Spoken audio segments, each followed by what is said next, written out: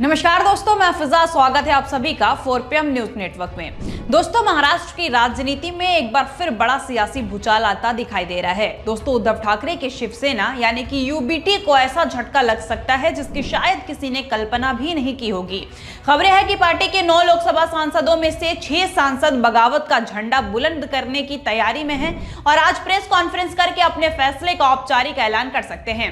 सूत्रों के मुताबिक ये बागी सांसद मीडिया के सामने वो तस्वीरें और वीडियो भी जारी कर सकते हैं जिनमें वो लोकसभा अध्यक्ष ओम बिरला से मुलाकात करते नजर आए थे। इतना ही नहीं, बताया जा रहा है कि उन्होंने स्पीकर को एक पत्र भी सौंपा है जिसमें ठाकरे परिवार पर पार्टी की मूल विचारधारा से भटकने का आरोप लगाया गया है। अब सवाल उठ रहा है कि आखिर ऐसा क्या हुआ कि कभी उद्धव ठाकरे के सबसे भरोसेमंद माने जाने वाले सांसद आज उनसे दूरी बनाने को मजबूर हो गए हैं। जानकारी के मुताबिक बागी सांसदों का कहना है कि शिवसेना की स्थापना जिस विचारधारा और उद्देश्य के साथ हुई थी, आज पार्टी उससे दूर जा चुकी है।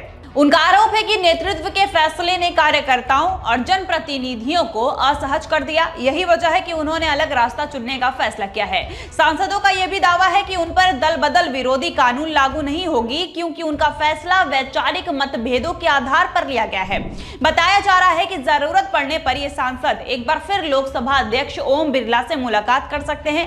राजनीतिक गलियारों में यह चर्चा भी तेज है कि अपना अंतिम फैसला सार्वजनिक करने से पहले ये नेता महाराष्ट्र के उप मुख्यमंत्री और शिवसेना प्रमुख एकनाथ शिंदे से भी मुलाकात कर सकते हैं। अगर ऐसा होता है तो महाराष्ट्र की राजनीति में ये एक बड़ा मोड़ साबित हो सकता है।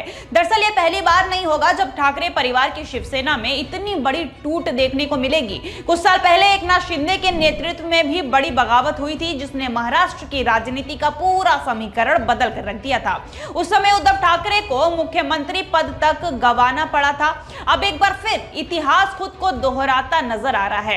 हालांकि अभी तक बागी सांसदों ने खुलकर कोई आधिकारिक घोषणा नहीं की है, लेकिन राजनीतिक जानकारों का मानना है कि दूसरी बड़ी टूट लगभग तय हो चुकी है। सिर्फ कुछ कानूनी और तकनीकी बाधाओं के कारण इसकी औपचारिक घोषणा में देरी हो रही है। यही वजह है कि पिछले कुछ दिनों से बागी नेता बेहद सतर्कता बरत रहे हैं। हाल ही में हुए शिवसेना स्थापना दिवस समारोह में भी इसका सतर्कता की झलक साफ दिखाई दी थी। बागी सांसदों ने एकनाथ शिंदे के साथ मंच साझा करने से परहेज किया। इसके पीछे रणनीति ये बताई जा रही है कि वो खुद को सार्वजनिक रूप से पार्टी छोड़ चुके नेताओं के रूप में नहीं दिखाना चाहते थे। अगर वो खुलकर शिंदे गुट के साथ दिखाई देते तो उद्धव ठाकरे उन पर स्वेच्छता से पार्टी की सदस्यता छोड़ने का आरोप लगा सकते थे, जिससे कानूनी मुश्किलें बढ़ सकती थी। यानी बागी सांसद हर कदम बेहद सोच समझकर उठा रहे हैं। वो चाहते हैं कि भविष्य में उनके खिलाफ कोई कानूनी कार्रवाई मजबूत आधार पर न खड़ी हो सके। यही कारण है कि अब तक सब कुछ पर्दे के पीछे चल रहा था, लेकिन आज की प्रेस कॉन्फ्रेंस कई बड़े खुलासे कर सकती है। दूसरी तरफ उद्धव ठाकरे भी हालात की गंभीरता को समझ चुके हैं। पार्टी में और अधिक टूट रोकने के लिए उन्होंने खुद मैदान में उतरने का फैसला कर लिया है। जानकारी के मुताबिक उद्धव ठाकरे ने उन इलाकों का दौरा शुरू कर दिया है जहां बागी सांसदों का मजबूत प्रभाव माना जाता है। इनमें यवतमाल, परभणी, हिंगोली, धाराशिव और शिरडी जैसे क्षेत्र शामिल हैं। उद्धव ठाकरे का ये 3 दिवसीय दौरा सोमवार तक चलेगा। इस दौरान वो जिला प्रमुखों, स्थानीय नेताओं और कार्यकर्ताओं से मुलाकात करेंगे। माना जा रहा है कि ये पूरा दौरा डैमेज कंट्रोल की रणनीति का हिस्सा है। ठाकरे कोशिश कर रहे हैं कि पार्टी के बाकी नेता और कार्यकर्ता उनके साथ मजबूती से खड़े रहें और बगावत का असर संगठन के निचले स्तर तक न पहुंचे। राजनीतिक विश्लेषकों का मानना है कि अगर 9 में से 6 सांसद वास्तव में उद्धव ठाकरे का साथ छोड़ देते हैं तो ये सिर्फ संख्या का मामला नहीं होगा, बल्कि इससे पार्टी की राजनीतिक ताकत और छवि दोनों पर असर पड़ेगा।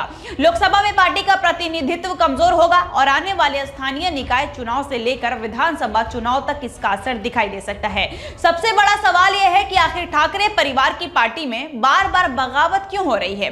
क्या नेतृत्व को लेकर नेताओं में असंतोष बढ़ रहा है? क्या पार्टी की बदलती राजनीतिक रणनीति कुछ नेताओं को रास नहीं आ रही है, या फिर महाराष्ट्र की राजनीति में बदलते समीकरणों के बीच नेता अपना भविष्य सुरक्षित करने की कोशिश कर रहे हैं? इन सवालों के जवाब आने वाले दिनों में साफ हो सकते हैं। फिलहाल महाराष्ट्र की राजनीति की नजरें बागी सांसदों की प्रेस कॉन्फ्रेंस पर टिकी हुई है।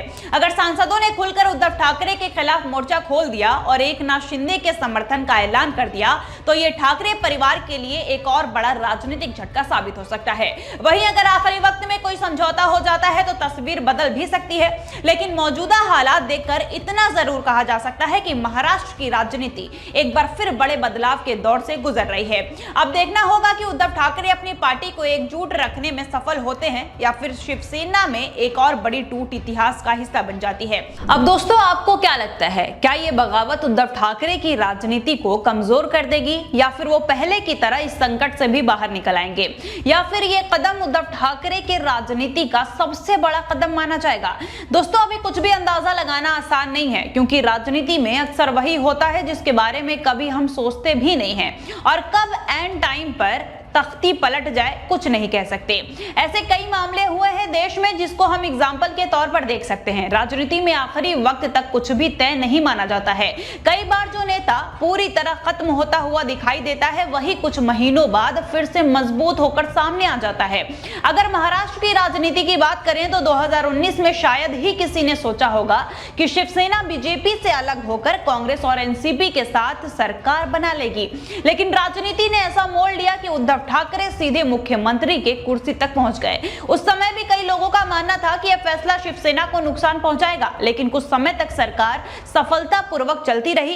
इसी तरह 2022 में जब एकनाथ शिंदे ने बगावत की थी तब भी बहुत से राजनीतिक जानकारों का कहना था कि उद्धव ठाकरे की राजनीति पूरी तरह खत्म हो जाएगी। पार्टी का नाम और चुनाव चिन्ह तक उनके हाथ से चला गया। बड़ी संख्या में विधायक और सांसद भी दूसरी तरफ चले गए, लेकिन इसके बावजूद उद्धव ठाकरे आज की महाराष्ट्र की राजनीति में एक बड़ा चेहरा बने हुए हैं और उनकी सभाओं में भीड़ भी देखने को मिलती है। अगर राष्ट्रीय राजनीति की बात करें तो इंदिरा गांधी का उदाहरण भी अक्सर दिया जाता है। 1977 में चुनाव हारने के बाद कई लोगों ने मान लिया था कि उनका राजनीतिक करियर खत्म हो गया है, लेकिन सिर्फ 3 साल बाद 1980 में उन्होंने जोरदार वापसी की और फिर से सत्ता में आ गई। ऐसा ही कुछ लालू प्रसाद यादव और ममता बनर्जी की राजनीति में भी देखने को मिला। कई बार नेताओं को बड़े झटके लगे लेकिन उन्होंने वापसी भी की। वहीं कुछ ऐसे नेता भी थे जो एक बड़ी बगावत या राजनीतिक संकट के बाद कभी पहले जैसी स्थिति में नहीं लौट पाए। यही वजह है कि अभी ये कहना जल्दबाजी होगी कि शिवसेना में हो रही ये नई बगावत उद्धव ठाकरे को कमजोर करेगी या फिर उन्हें और मजबूत बनाकर उभारेगी। हो सकता है कि ये फिर उनके लिए एक और बड़ा राजनीतिक संकेत साबित हो, लेकिन ये भी संभव है कि वो इसे सहानुभूति और संगठन के दम पर अपने पक्ष में बदल दें। फिलहाल इतना जरूर कहा जा सकता है कि महाराष्ट्र की राजनीति एक बार फिर बेहद दिलचस्प मोड़ पर खड़ी है। आने वाले कुछ हफ्ते और महीने तय करेंगे कि ये बगावत उद्धव ठाकरे के लिए नुकसान का कारण बनेगी या फिर उनकी राजनीति में एक नए अध्याय की शुरुआत करेगी, क्योंकि राजनीति में अंतिम फैसला जनता करती है और जनता कब किसके साथ खड़ी हो जाए इसका अंदाजा बड़े बड़े राजनीतिक विशेषज्ञ भी नहीं लगा पाते। फिलहाल देखना होगा कि यहाँ क्या होता है। फिलहाल के लिए इस खबर में बस इतना ही। मिलते हैं आपसे अगली बड़ी खबर के साथ। अगर आपको वीडियो पसंद आई हो तो लाइक और शेयर जरूर करें और अब तक आपने अगर हमारे चैनल को सब्सक्राइब नहीं किया हो तो कर लीजिए और जुड़े रहिए 4PM न्यूज नेटवर्क के साथ। तब तक के लिए धन्यवाद।